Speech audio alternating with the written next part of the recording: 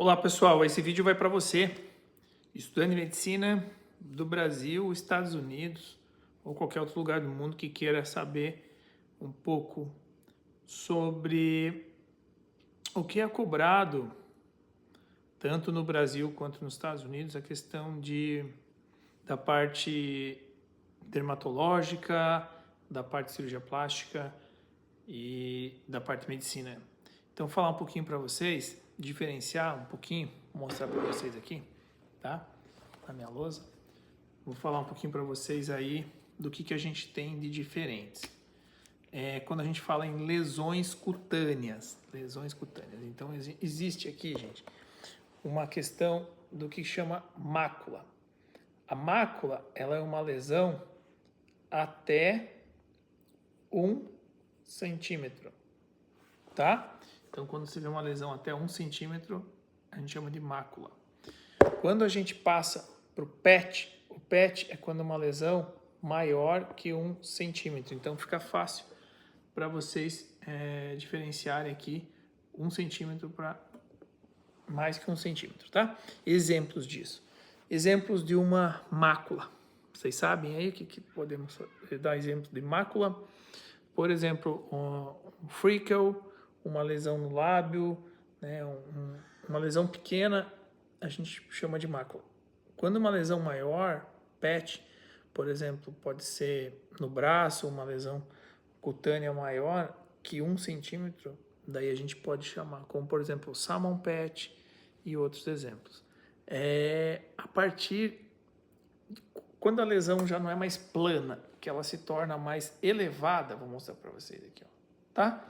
Então, quando a lesão está elevada, que ela é menor que 1 centímetro, tá? A gente chama ela de pápula, né? Então, aqui você vê uma lesão maior que 1 centímetro, menor que 1 centímetro, pápula, como por exemplo, mol, né? O mol são aquelas nevos, como se fossem nevos, ou pode ser mesmo aquelas lesões do HPV, que você vê a lesão do HPV, que você vê aquela papulazinha maior, a gente chama isso de pápula, ok? Quando a gente tem uma lesão dessas maior que 1 centímetro, ó, tá? Vou sendo bem didático aqui para vocês. Maior que 1 centímetro, a gente chama isso de placa, plaque.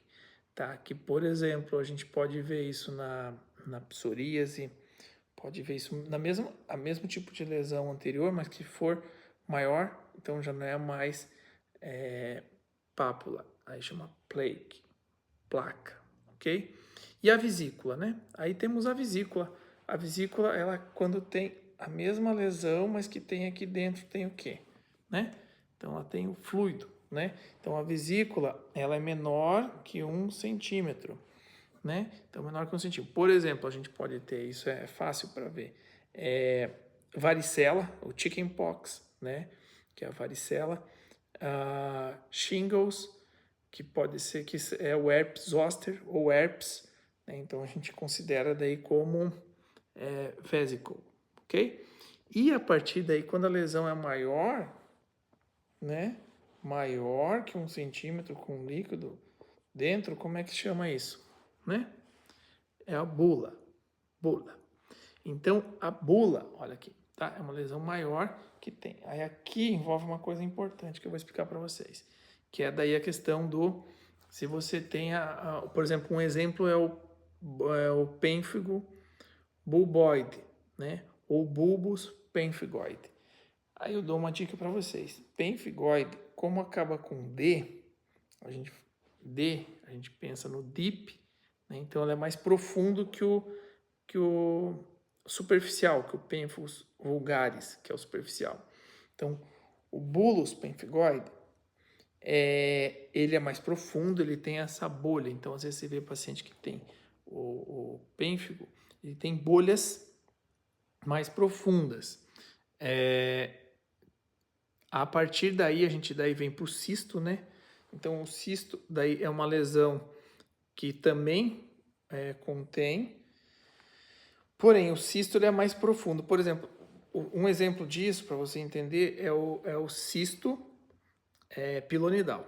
O cisto pilonidal, ele é bem mais profundo, você vê na região sacral ali, você vê aquela lesão profunda, né, que tem característica genética, mas também pode ser esporádico, e ele tem algumas teorias que mostram que pode ser a função de um pelo inflamado, mas muitas vezes, em alguns casos, você precisa tratar de forma cirúrgica, se remover, né, essa lesão. Estou falando aqui do cisto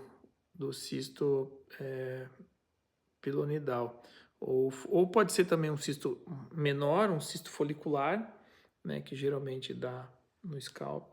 A gente também tem daí a questão da pústula. O que é a pústula, né? São vesículas contendo pus, tá? Então aí já vem a pústula, que daí tem a vesícula, mas aqui dentro, ó, aqui dentro já é pus, Então aí a gente tem a pústula, que pode ser um exemplo também da pustular psoriasis, que é a psoríase, ela pode ser de algumas formas. A psoríase é a característica, a doença dela, né?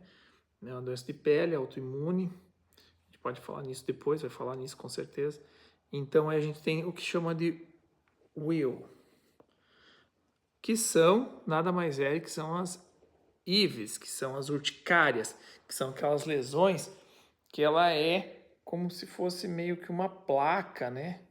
É uma placa avermelhada que dá no corpo. Pensa uma urticária, ela pode dar em algumas áreas do corpo, né?